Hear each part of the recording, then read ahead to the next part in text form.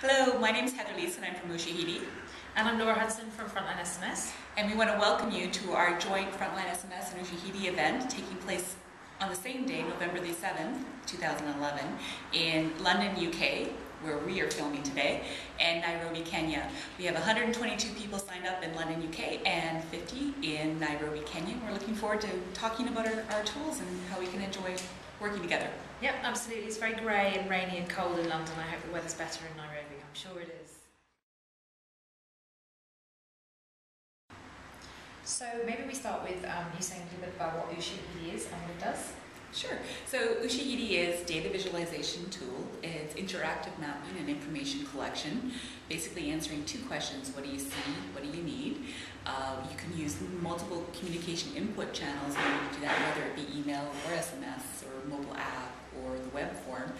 And all of this information can be then registered and put onto the map to be able to tell that story. And it's been used for election monitoring, for crisis response, emergency response, community capacity building, and fun things like arts events and burger maps and weirdo stuff that you never know what people are going to map to be able to share stories with each other.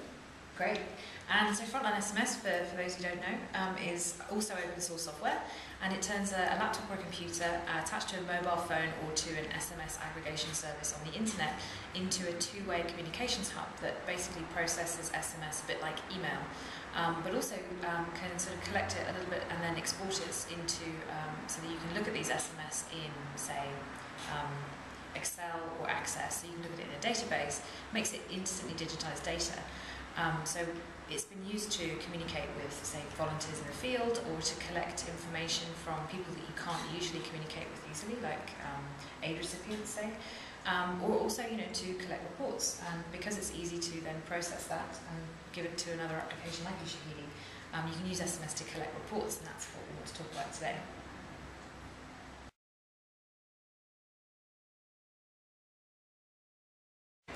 So maybe it'd be great to hear a little bit about what's next for Ushahidi. What are you up to the next year or so? So we have a number of projects on the go in terms of building out our community and trying to get people to work together and mentor together.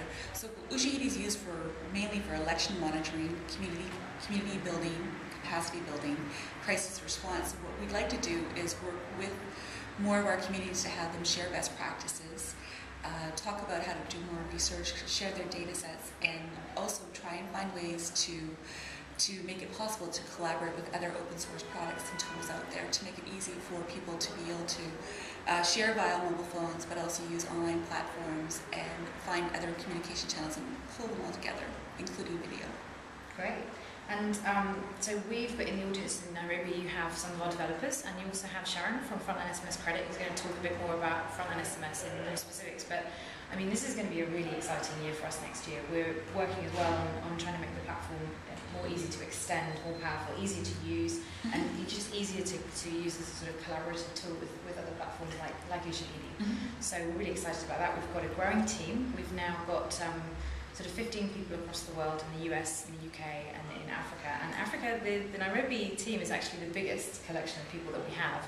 And that happened quite by surprise. We suddenly counted up on our hands and discovered that there were more of you over there than there are of us over here, which is very exciting. So yeah, I mean, one of the things that I reflect on a bit is that there are lots of tools in this space now, sort of using technology for, social change. And you just don't see enough platforms making the extra effort to make sure that their platforms integrate well. So it's really great to run an event like this with Ushahidi, I think, so that we can sort of help people sort of be in the same room to help people think through how they can use both tools together. And I think it's really important that both of us really feel strongly about our global community. Ushahidi has a lot of employees in Nairobi, hello folks, and around the world. And because people use both of our softwares around the world to be able to tell their story and to be able to build their projects, it's really exciting to think about what API work we need to do, what documentation we need to do. How can we find ways to make it possible for people to do it so that you can do the good work that you do every day. And it'd be great to hear from you guys, like, what else should we be doing? Yeah. Like, if there's feedback from the audience, what else do we need to build and create and pull together to help people? Yeah. Thanks. So have a really good event, guys. We wish we were there and not being rained on here in London, but we're excited about our event here too, and we look forward to seeing something all pulled together, both events together on the web very soon. And launch new code today. Yeah. No pressure.